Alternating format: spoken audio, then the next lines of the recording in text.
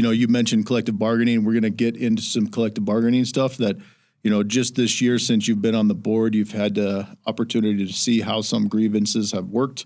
We've had some issues with payroll, getting paid correctly. We've had to get some meetings and file a couple of grievances.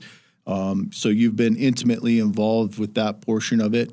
And now we're going to be able to address some of those things in collective bargaining. Correct.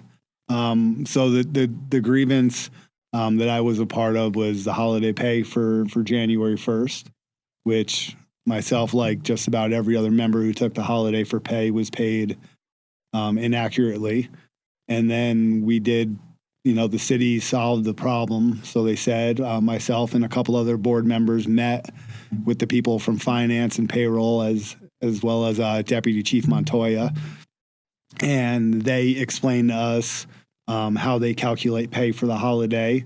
And that was a unique situation because the holiday fell in the middle of the pay period. And so they explained it all to us. I went back and went over a couple paychecks.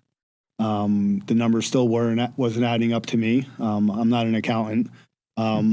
And then I reached out to one of our lawyers, our collective bargaining attorney, and I had about an hour conversation where he explained to me how they come up with that pay. And it was a little bit over my head. But I understood where he was coming from and understood the method at the end of it. And so that's a great segue.